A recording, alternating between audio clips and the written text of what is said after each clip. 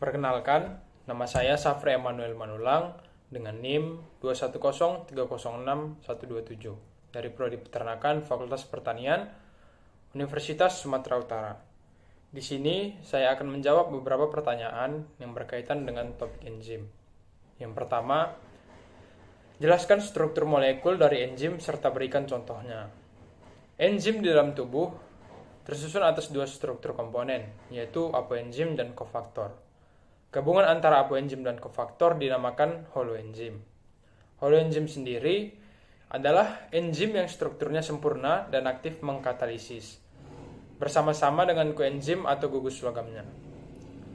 Contohnya yang pertama apoenzim, merupakan enzim yang tersusun atas senyawa protein dan merupakan jenis yang paling mendominasi dari semua struktur enzim yang ada. Sifatnya labil atau mudah berubah, serta kerjanya dipengaruhi oleh suhu dan pH atau keasaman. Yang kedua, kofaktor, merupakan enzim yang tersusun atas senyawa non-protein. Kofaktor enzim dibedakan menjadi dua, yaitu kofaktor organik dan anorganik. Kofaktor organik contohnya seperti vitamin, flavin, atau hem, serta kofaktor anorganik contohnya seperti ion-ion logam Mg2+, Mn2+, atau Fe2+. Ion-ion logam ini berfungsi sebagai pusat katalisis primer, tempat mengikat substrat dan stabilisator agar enzim tetap aktif. Pertanyaan yang kedua, jelaskan dua model cara enzim bekerja. Jawabannya, yang pertama ada teori gembok dan kunci atau lock and key. Menurut teori ini, enzim diibaratkan sebagai kunci, sementara substrat sebagai gembok. Enzim bergabung dengan substrat membentuk kompleks enzim substrat. Substrat diubah menjadi produk kemudian dilepas dari enzim. Yang kedua, teori terinduksi atau induced feed. Menurut teori ini, kofaktor atau aktivator enzim akan berikatan dengan sisi allosterik dengan cara mengubah bentuk sisi aktif enzim agar dapat mengikat substrat tertentu.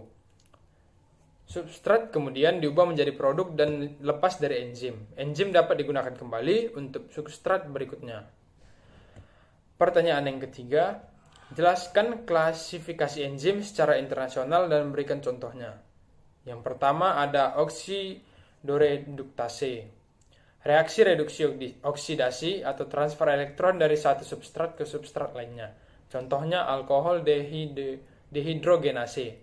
Yang kedua ada transferase, transfer atom atau gugus dari satu substrat ke substrat lainnya. Contohnya heksokinase. Yang ketiga hidrolase, bereaksi secara hidrolisis, yaitu pemecahan ikatan karena adanya air, contohnya enzim tripsin. Yang keempat, liase, bereaksi dengan penambahan gugus fungsi pada ikatan rangkap atau adisi, atau pemutusan ikatan rangkap dengan pelepasan gugus fungsi, contohnya pirufat dekarboksilase. Yang kelima ada isomerase, yaitu reaksi isomerisasi atau penyusunan ulang atom-atom substrat, contohnya maleat isomerasi. Yang keenam ada ligase, pembentuk ikatan C dengan C, C dengan S, C dengan O, dan C dengan N, diikuti dengan pemutusan isofosfat dari ATP. Contohnya pirufat karboksilase. Pertanyaan yang keempat, jelaskan sifat-sifat dari enzim. Sifat-sifat dari enzim, yang pertama, enzim sebagai katalisator. Enzim merupakan katalis yang dapat mengubah laju reaksi tanpa ikut bereaksi. Enzim bersifat khas atau spesifik kerjanya dan aktivitasnya dapat diatur. Yang kedua, enzim itu suatu proses struktur dari satu enzim tidak adalah protein. Karena aktivitas katalitiknya bergantung pada integritas strukturnya sebagai protein, walaupun ada beberapa senyawa yang dapat bertindak sebagai katalis, misalnya RNA.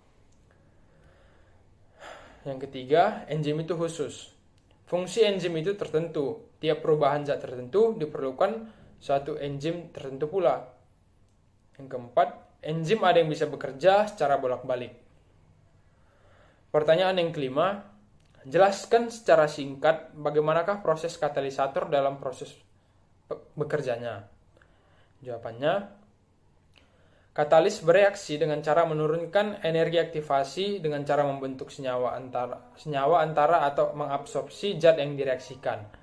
Dengan cara tersebut, katalis dapat meningkatkan laju reaksi tanpa mengalami perubahan kimia secara permanen.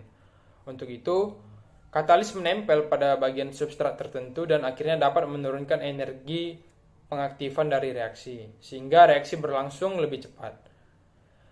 Pertanyaan yang keenam, jelaskan faktor yang mempengaruhi kerja enzim dan berikan contohnya. Faktor yang mempengaruhinya, yang pertama ada suhu. Kerja suatu enzim sangat dipengaruhi oleh suhu lingkungannya. Setiap kenaikan suhu 10 derajat Celcius, kecepatan enzim akan menjadi 2 kali lipat sampai batas suhu tertentu. Enzim dan protein pada umumnya dinonaktifkan oleh suhu yang tinggi. Faktor yang kedua ada pH atau keasaman. Semua enzim peka terhadap perubahan pH dan nonaktif pada lingkungan pH yang sangat rendah atau asam kuat dan pH yang sangat tinggi atau basa kuat. Faktor yang ketiga ada konsentrasi enzim itu sendiri, serta substrat dan kofaktor. Jika pH dan suhu suatu sistem enzim adalah konstan dan jumlah substrat berlebihan, maka laju reaksi adalah sebanding dengan jumlah enzim yang ada. Sebaliknya, jika pH, suhu, dan konsentrasi enzim konstan, maka laju reaksi adalah sebanding dengan jumlah substrat. Faktor selanjutnya adalah inhibitor. Aktivitas suatu enzim dapat dihambat oleh suatu senyawa yang dikenal sebagai inhibitor. Inhibitor digolongkan menjadi dua jenis utama, yaitu A. Yang bekerja secara tidak dapat balik atau irreversible, dan B. Yang bekerja secara dapat balik atau reversible.